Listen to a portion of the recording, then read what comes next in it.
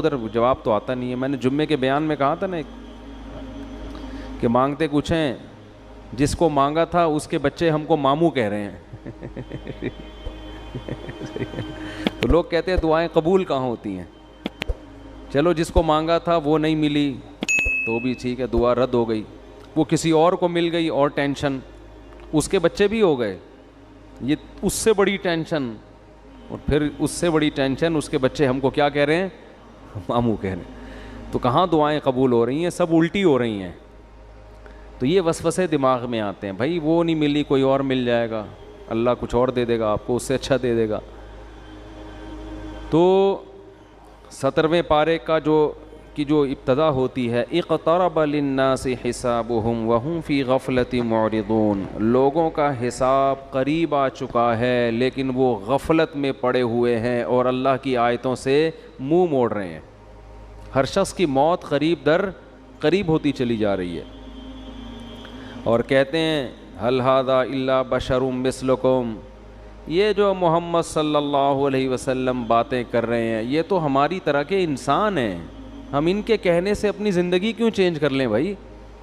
کتنی عجیب عجیب دعوے کیے نا جو پوری دنیا میں کوئی بھی نہیں مانتا, جو بھی آپ کو نہ ماننے والوں میں, کہ تم مر کے مٹی ہو کے ختم نہیں ہوتے, تم زندہ ہوگے, حساب و کتاب دینا ہے. تو یہ بہت بڑا دعویٰ ہے. تو اللہ فرماتے ہیں لوگ کہتے ہیں کہ یہ بشر ہیں تمہاری طرح کے, افتأتون السحر, اے لوگو تم اس جادوگر کی پیروی کرتے ہو. یعنی محمد صلی اللہ علیہ وسلم کو کیا کہتے تھے, جادوگر. وانتم تبصرون, تم تو بصیرت رکھتے ہو, یہ تو کلام پڑھ پڑھ کے لوگوں کے دلوں پہ حکومت کر رہے ہیں, تو جادو ہے معاذ اللہ.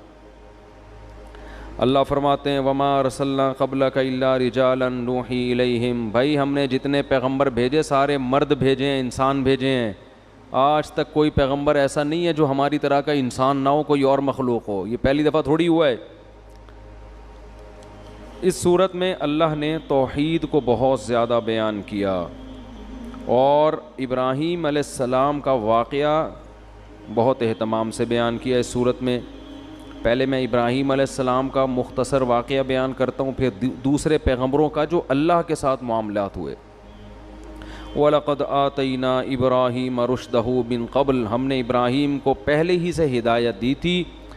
ابراہیم اپنے والد اور اپنی قوم سے کہنے لگے مَا هَذِهِ التَّمَاثِيلُ الَّتِي أَنْتُمْ لَهَا عَاكِفُونَ, یہ کیا تصویریں ہیں جن کے سامنے تم ہر وقت مسٹنڈے بنے ہوئے بیٹھے رہتے ہو. مسٹنڈے کا لفظ میں استعمال کر رہا ہوں, ایسے گردن جھکا کے ان کے ادب احترام میں بیٹھے رہتے. تصویروں میں ایسا ہی ہوتا ہے نا, لوگ اپنے پیروں کی تصویریں لگاتے ہیں, بت بھی ایک تصویر ہی ہوتی ہے. تو بڑی حقارت سے کہا یہ کیا ہے, صبح شام ان کے سامنے جھکتے ہو اور مٹھائیاں لا کے رکھ رہے ہو, اور وہ جو کرتے ہیں نا ہندو لوگ صبح شام پتہ نہیں کیا کیا کر رہے ہوتے ہیں, سیوا کر رہے ہو, ان کی بتیاں جلا رہے ہو, یہ کیا ہے, یہ ان کی اوقات کیا ہے.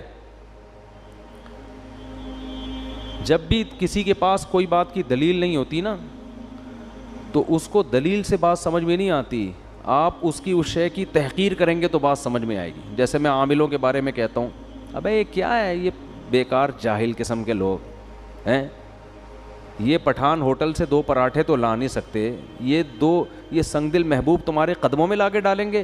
یہ جو دلیل ہے نا, اسٹائل, اس سے ان عاملوں کی عظمت دل سے نکل جاتی ہے. اگر عقل مند ہوگا آدمی, عقل مند نہیں ہوگا تو پھر وہ تو پھر سمجھاتے رہو ساری زندگی. ابے ان پرچیوں میں کیا رکھا ہوا ہے جو تم گلے میں کالے کالے پٹے لٹکا کے گھومتے ہو. کل ایک صاحب اچھے بھلے موٹے تازے ہٹے کٹے, ان کے گلے میں نے ایک تعویذ دیکھا. میں نے ان سے کہا یہی اسٹائل تھا میرا, یہ کیا لٹکایا ہوا ہے یار, کالا پٹا ہندوؤں کی طرح. کہتے ہیں بھائی جائز تعویذ ہے. میں نے کہا جائز ناجائز کی بحث میں نے کی آپ سے, اچھا لگ رہا ہے یہ کالا پٹا گلے کے اندر لٹکایا ہوا یہاں پہ. چھوڑو, سنت پر عمل کرو. نبی اس رات کو سورہ فلق سورہ ناس پڑھ کے دم کیا کرتے تھے. جائز ناجائز کی بحث میں تو میں پڑھ ہی نہیں رہا نا. یہ اچھا لگ رہا ہے, یہ میں تو یہ پوچھ رہا ہوں, یہ اچھا لگ رہا ہے, یہ کیا پٹے گلوں میں ڈالے ہوئے ہیں. جانوروں کے گلے میں پٹے ہوتے ہیں یا مشرکوں کے گلے میں پٹے لگتے ہیں, وہ کالے دھاگے نیلے دھاگے. لوگوں کو دیکھا ہوگا نا اپنے انگوٹھے پہ الگ دھاگا باندھا ہوا ہے, ادھر الگ دھاگا, ادھر امام ضامن, ادھر کچھ ادھر کچھ. او بھائی نیٹ کلین سیدھے سادے گھومو, کوئی ٹینشن ہو اللہ سے دعا مانگو, ختم.